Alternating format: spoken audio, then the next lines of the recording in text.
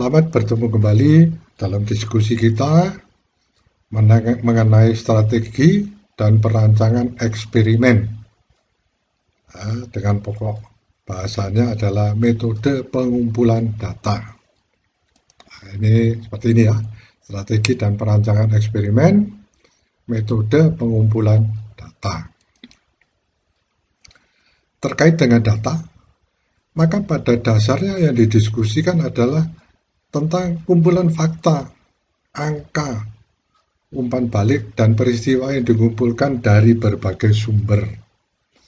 Melalui data ini dan berbagai metode pengumpulan yang digunakan untuk mengumpulkannya, organisasi atau peneliti dapat mengambil keputusan atau kesimpulan yang lebih baik. Nah, itu tujuannya, kira-kira seperti itu ya. Misalnya, pertimbangan sebuah bisnis yang ingin meluncurkan produk baru ke pasar. Jika diinginkan memaksimalkan keberhasilannya, maka perlu dimiliki sebanyak mungkin data tentang potensi permintaan produk dan preferensi pelanggan. Jika tidak, kemungkinan akan terjadi kegagalan mencapai apa yang diinginkan. Namun, bahkan jika mereka mendapatkan cukup data respon, sebuah bisnis tidak akan dapat menyadari manfaat banyaknya data sampai data dapat dikumpulkan, dianalisis, dan diproses dengan benar. Disinilah peranan pengumpulan data ini yang akan dibahas selanjutnya. Apa yang dimaksud dengan pengumpulan data dalam penelitian? Nah, ketika semua berbicara tentang pengumpulan data dalam penelitian, yang dimaksud adalah teknik dan proses yang digunakan untuk mengumpulkan informasi yang digunakan untuk menjawab tujuan penelitian. Metode-metode ini dapat berkisar dari survei sederhana yang dilaporkan sendiri atau survei kelompok yang lebih luas. Yang mencakup observasi, wawancara, misalkan juga ada kelompok fokus, eksperimen, dan analisis data sekunder. Nah, sebenarnya ini sudah kita diskusikan secara sepintas pada pertemuan yang lalu, pada diskusi posting yang lalu. Data yang dikumpulkan melalui metode-metode tersebut kemudian dapat dianalisis dan digunakan untuk mendukung atau menyangkal, menyangkal mungkin menolak, maksudnya menolak hipotesis penelitian dan menarik kesimpulan tentang produk bahasan yang diteliti. Nah, hipotesis nanti akan khusus didiskusikan sendiri, dugaan awal, dugaan kesimpulan, sehingga mungkin bisa terjawab atau mendukung, atau di sini menolak atau menyangkal. Jadi kita harus ingat mengenai pengolahan data, apakah kita melakukan suatu pengolahan data dengan analisis varian misalnya, atau pengolahan data dengan hasil dari penelitian laboratori atau riset lapangan. Mengapa memilih metode yang tepat itu penting? Pilihan para peneliti terhadap metode pengumpulan data sangatlah penting. Karena dengan metode pengumpulan data yang tepat, maka kualitas dan keakuratan data yang dikumpulkan dapat ditentukan dan dicapai sebenarnya dengan benar ya. Namun ada juga beberapa alasan yang lebih spesifik mengapa hal itu penting. Antara lain akan membantu memastikan data yang didapat relevan, valid, dan dapat diandalkan. Ini akan mengurangi bias dan membantu meningkatkan keterwakilan sampel para peneliti. Ini juga memungkinkan para peneliti dapat membuat keputusan yang lebih baik dan kesimpulan yang lebih akurat. Ini bias ini mungkin akan didiskusikan nantinya ya. Jadi pada saat yang lalu kita sudah membicarakan sedikit karena bias itu misalnya responden itu tahu tujuan penelitian gitu ya, sehingga pada waktu mereka diwawancara, mereka cenderung bisa aja mendukung atau malah yang sebenarnya ada di dalam hatinya untuk menjawab itu malah berlawanan. Karena dia ingin, misalnya itu tadi ada subjektivitas atau objektivitas. Itu yang sering dihadapi, dalam hal ini adalah bias. Mendukung validitas dan reliabilitas temuan sebuah penelitian. Metode pengumpulan data suatu penelitian sangat penting karena memiliki peran kunci dalam keberhasilan dan validitas penelitian secara keseluruhan. Jadi penting untuk memilih jenis yang paling sesuai dengan kebutuhan penelitian. Nah, itu alasannya ya. Jenis metode pengumpulan data dalam penelitian.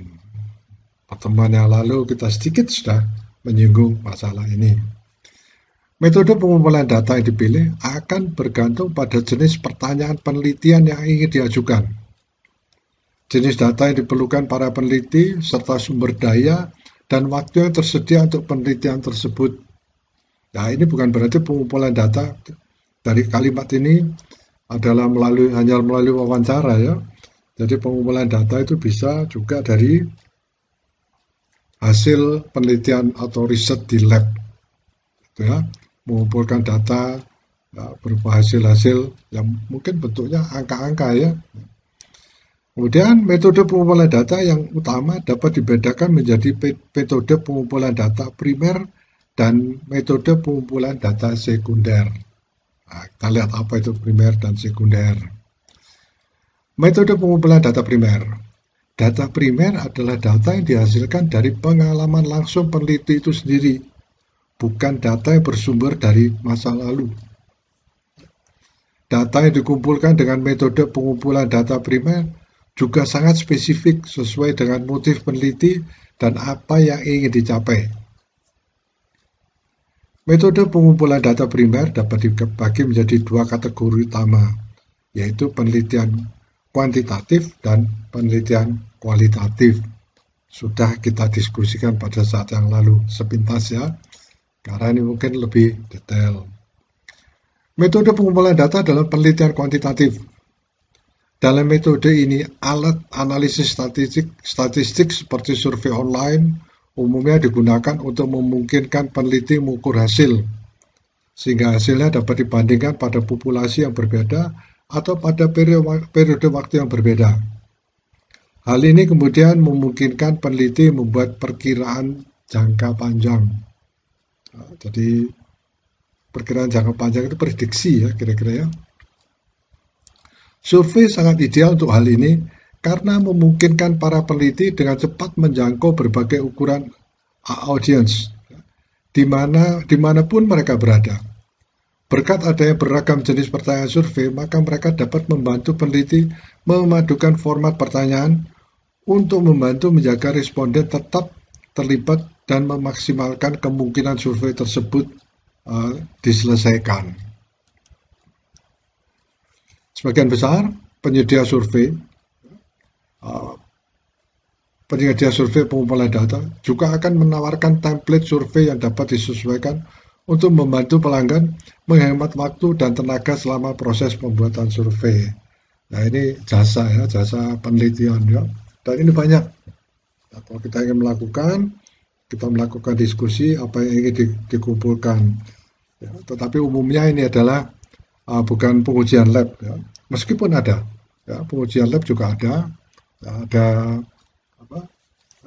layanan pengujian lab. Jadi ahli mengumpulkan data itu akan datang ke lab. Nah, itu yang saya alami pada waktu sekolah di sananya. Ya, mereka mengatakan, kamu butuhkan ini enggak? Ya, penelitianmu apa? Kemudian dibicarakan. Ya, kemudian mereka mengirim orang yang kira-kira bisa memperkirakan apa yang harus dilakukan, menyediakan peralatan lab dan data apa yang harus dikumpulkan, seperti itu. Sebagian besar juga akan menawarkan berbagai pilihan distribusi survei, sehingga pelanggan dapat menjangkau responden melalui saluran yang dirasakan paling nyaman. Nah, ini kalau sudah misalkan survei itu melibatkan suatu daerah, misalkan daerah kota tertentu, ya, provinsi, ya, bahkan seluruh Pulau Jawa misalnya atau seluruh Indonesia. Ini mereka bisa melayani. Umumnya seperti ini. Ya, jadi itu melakukan suatu wawancara gitu ya. Perangkat lunak survei umumnya dilengkapi dengan berbagai alat pelaporan dan analisis. Ya. Sementara penyediaan dashboard dalam aplikasi membantu pelanggan mengelola dan melacak proyek survei mereka termasuk respons berkelanjutan dan tingkat penyelesaiannya. Sekarang bahkan tersedia ini yang pernah saya cobain ya, bagus sekali. Sekarang bahkan tersedia berbagai macam format pengumpulan data dan pelaporan yang didukung artificial intelligence. Ya. Oh, saya sampai begitu saya lihat artificial intelligence seperti ini, saya sangat tertarik, ya, ingin mencoba merancang.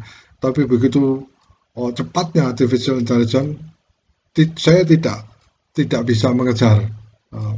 Ini sehingga akhirnya saya pikir, wah ini saya harus memanfaatkan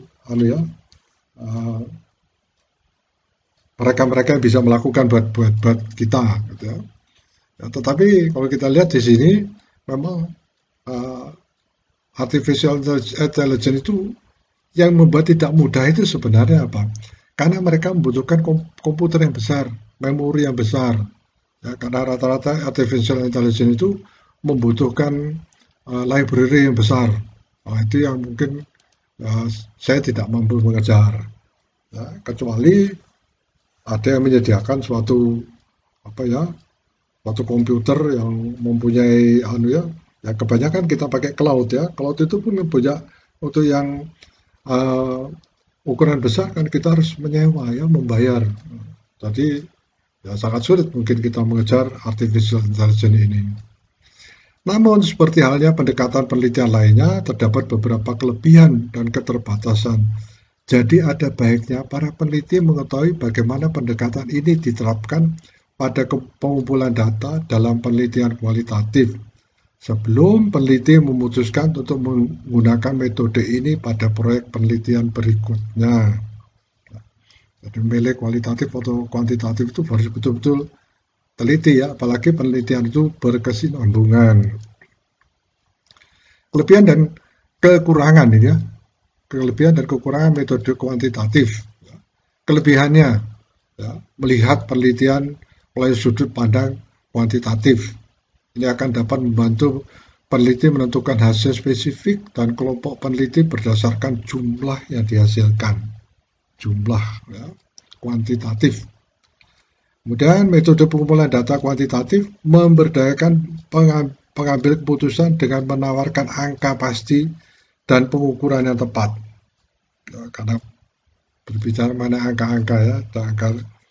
Elemen ini penting untuk perencanaan strategis. Metode statistik seperti ini sangat dapat diandalkan karena subjektivitasnya diminimalkan. Ya, apalagi kalau kita memakai pengumpulan data itu secara langsung ya. Jadi misalnya kita di lab ya, pakai data akuisisi, sedangkan kalau misalkan di lapangan melakukan suatu wawancara itu harus orang yang betul-betul ahli dan dia tahu betul bahwa data itu valid atau tidak. Nah, ini butuhkan keahlian mereka-mereka yang melakukan wawancara ya di lapangan. Kesalahan pengukuran merupakan potensi kelemahan. Nah, ini yang sering terjadi kalau kita melakukan penelitian di lab ya, tidak dikalibrasi atau kita jalan aja. Ya, begitu kita tahu efisiensi lebih dari 100%, wah ada yang salah ini. Nah, tantangan yang dapat dihadapi dengan data kuantitatif adalah bahwa data tersebut juga tidak memiliki unsur konteks yang penting. Selanjutnya hal ini membuat sulit untuk memperoleh wawasan latar belakang apapun tentang perasaan dan motivasi audiens peneliti. Nah, ini harus banyak kendalanya ya, harus tepat waktunya kita mewawancara, harus tepat pertanyaan yang kita sampaikan ya, dan sebagainya. Kadang-kadang kita harus memikirkan si responden kita ini ya, dia merasa nyaman atau tidak ya dengan pertanyaan-pertanyaan kita. Nah itu banyak faktor yang artinya akan mengganjal ya hasil kita kalau kita kurang tepat. Metode pengumpulan data dalam penelitian kualitatif. Meskipun survei masih berguna untuk pengumpulan data dalam penelitian kualitatif, dibuat dengan pertanyaan terbuka, metode penelitian ini cenderung menggunakan alat seperti observasi, wawancara, dan kelompok fokus. Jadi kita lihat kelompok fokus ya. Hal ini karena tidak seperti pendekatan kuantitatif yang berfokus pada pengumpulan fakta, pengukuran atau angka yang tepat. Pendekatan kualitatif lebih tertarik untuk mendapatkan wawasan tentang perasaan, motivasi, dan keyakinan masyarakat mengenai isu-isu tertentu. Observasi. Ini sudah sempat ya kita singgung dalam diskusi kita yang lalu. Dengan mengamati orang-orang, baik secara terang-terangan ya, atau terbuka atau terselubung, teknik ini memungkinkan peneliti melihat bagaimana orang berperilaku dalam situasi tertentu. Dan oleh karena itu membangun gambaran lebih baik tentang keyakinan mereka. Ya, kita lihat terbuka dan terselubung ya. Itu kadang-kadang kita tidak menyadari atau kita tahu.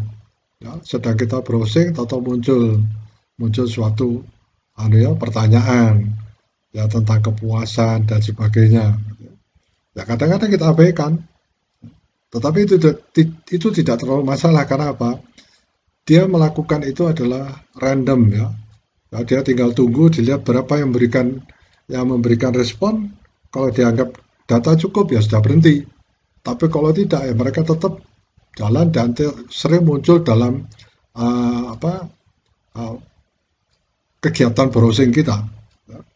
Ya kalau ada yang merasa terganggu langsung tutup, nggak mau. Ya, lain kali aja dan sebagainya. Tetapi setelah saya perhatikan ternyata itu efektif sekali. Ya, memang banyak yang tidak mau. Tetapi dalam waktu yang pendek, data yang dikumpulkan cukup ya artinya malah lebih dari cukup mungkin saya katakan. Ya, itu efektif dengan melakukan ini ya mungkin terselubung. Ya. Terselubung dalam arti ada terselubung yang artinya itu responden tidak tahu apa maksud dari survei ini, jadi mereka hanya menjawab pertanyaan sesuai dengan apa yang mereka tahu. Ya. Tetapi ada yang dalam arti mereka tidak siap atau muncul di browser tadi ya. Kita lanjutkan, ini adalah pendekatan yang cukup mendalam karena mengandalkan banyak indera peneliti, termasuk penglihatan, pendengaran, dan penciuman. Ini gimana ini kok penciuman? Gitu. Ini adalah hal yang spesifik gitu ya. Jadi misalnya ada yang pertanyaan umpamanya gitu ya. Gimana Anda memprediksi ya, bahwa buah ini sudah matang? Ya, dicium, ada yang begitu ya, dicium, ada penciuman ya. Kemudian ada yang dengan pendengaran. Ya. Ini saya pernah lihat ya, dia menguji buah itu dengan pendengaran. Ya, apa yang dilakukan? Saya tidak tahu, ada buah alpukat, kemudian saya lihat ini sudah matang atau belum. Sama orangnya diambil terus kemudian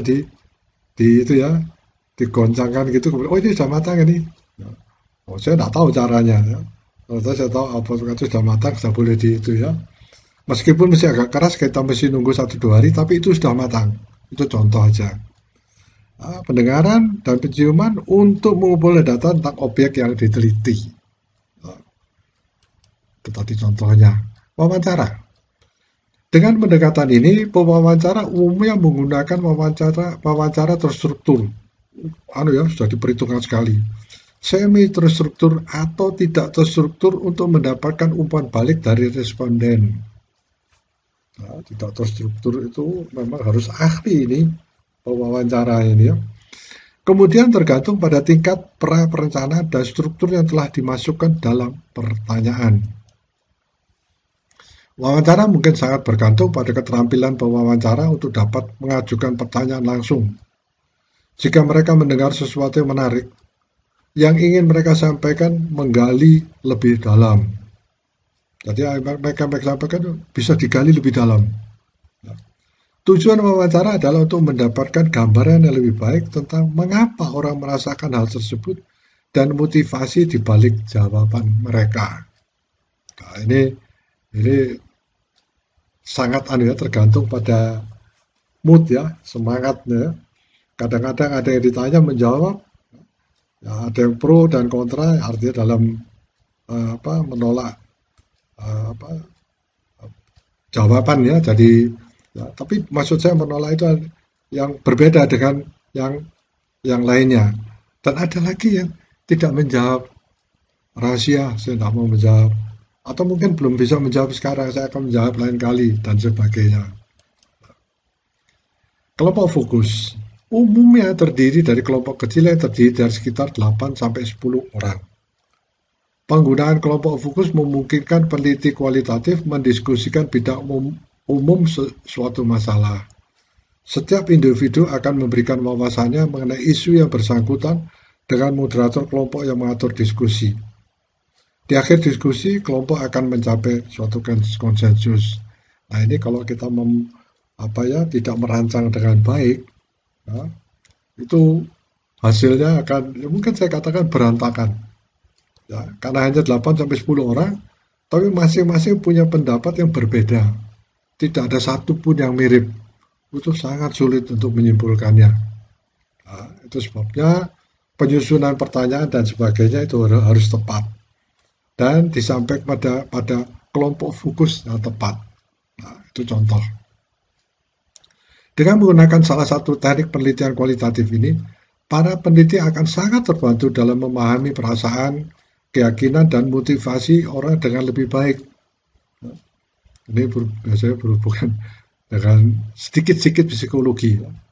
Namun seperti halnya pendekatan kuantitatif, terdapat keterbatasan dan manfaat dalam menggunakan teknik kualitatif.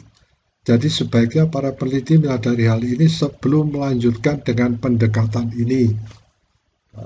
Kita putuskan kualitatif. Ini kira-kira bisa tidak membantu kita? Bisa tidak kita dapat datanya? Kelebihan dan kekurangan metode kualitatif. Kelebihannya adalah metode pengumpulan data kualitatif menggunakan metrik non-numerik ya, seperti sikap dan pengalaman dengan mempelajari deskripsi naratif, ya, bukan statistik. Ya, meskipun ada yang statistik ya. Dengan data kualitatif, ide-ide konstruktif dapat dikembangkan melalui identifikasi pola-pola menarik di antara cerita-cerita. Hal ini membantu peneliti menemukan tren yang berarti di kalangan audiens penelitian. Responden ya. Pendekatan ini juga menawarkan wawasan yang lebih luas mengenai alasan orang berperilaku tertentu yang tidak mungkin dilakukan hanya dengan melihat angka. Kekurangannya, mengingat subjektivitas yang terkait dengan pendekatan ini, hal ini dapat menimbulkan bias dalam penelitian. Jadi kita yakin betul bahwa pertanyaan kita itu nanti jawabannya itu adalah objektif ya, jangan sampai subjektif. Jadi kecenderungannya akan negatif ya untuk hasil penelitiannya. Selanjutnya, karena pendapat di banyak kelompok bisa berbeda-beda, maka analisis pasca pernyataan harus dilakukan dengan hati-hati agar dapat menarik kesimpulan yang tepat. Ya, perlu saya sampaikan juga ya, di dalam menulis jurnal itu ada bagian yang disebut dengan discussion. Ya, kalau discussion itu kurang dalam, kurang tajam, ya, itu akan sangat mungkin bisa ambigu ya, sulit buat kita mengambil kesimpulannya. Metode pengumpulan data sekunder. Data sekunder dikhususkan pada data yang pernah digunakan pada masa lalu. Peneliti dapat memperoleh data dari berbagai sumber data, baik internal maupun eksternal suatu organisasi. Sumber data sekunder internal dapat mencakup mengenai laporan tahunan perusahaan, pernyataan visi dan misi, studi pemasaran sebelumnya, laporan keuangan, laporan penjualan, laporan inventaris, ya, perangkat lunak CRM. Nah, di CRM itu ini berhubungan dengan custom ya. Kita lihat singkatannya. Ini dia.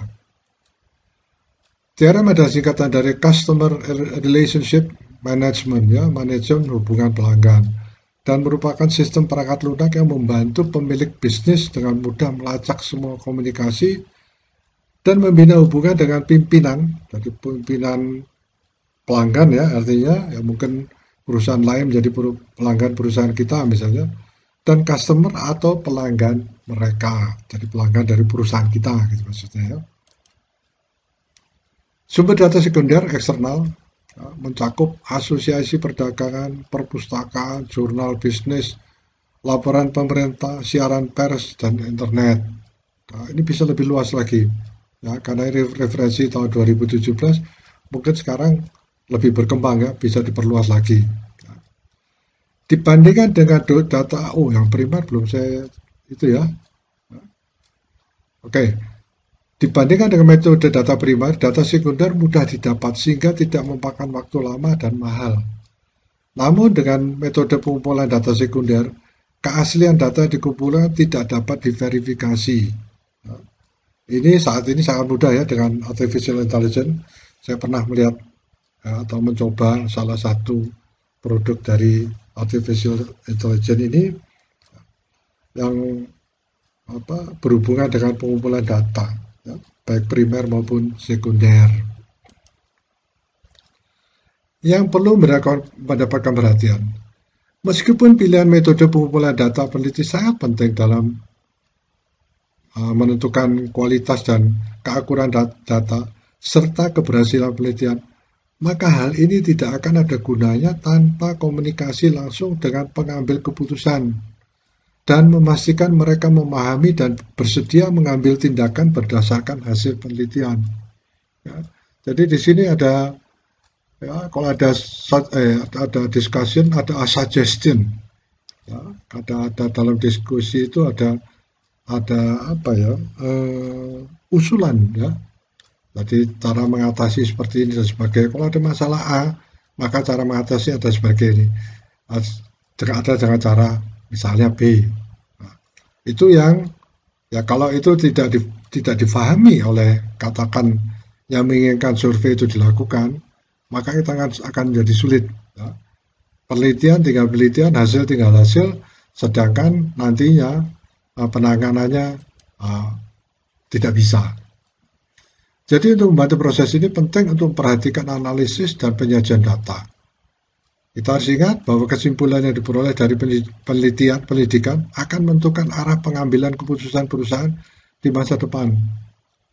Jadi harus berhati-hati dalam menyajikan laporan dengan jelas dan tuliskan langkah-langkah yang diikuti untuk memperoleh hasil tersebut.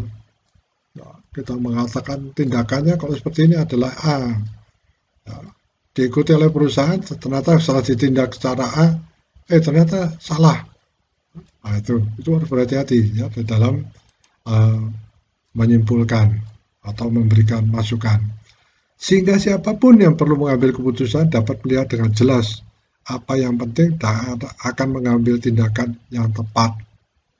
Ya, ambil tindakannya nggak tepat, diberantakan.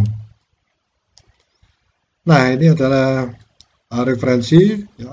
Masih tetap referensi yang saya pakai dari pertemuan kita yang lalu. Yang pertama ini adalah referensi research design, quantitative, qualitative, mixed methods, ya, arts-based, and community-based participatory research approaches. Waduh, bahasa Inggrisnya. Ya. Ini ditulis oleh Patricia Levy, ya. Buku ini terbit tahun 2017. Qualitative, quantitative, and mixed methods approaches, ya. Ini ada 342 halaman, terbitkan tahun 2016, ditulis oleh John W. Creswell. Yang ketiga, Introduction to Qualitative Research Methods. Ini ada 416 halaman, ditulis tahun 2016, diterbitkan, ya. Ditulis oleh Stephen G. Taylor. Saya kira demikian, ya. Anda bisa mengembangkan lebih lanjut sampai kita bertemu di diskusi kita selanjutnya. Terima kasih.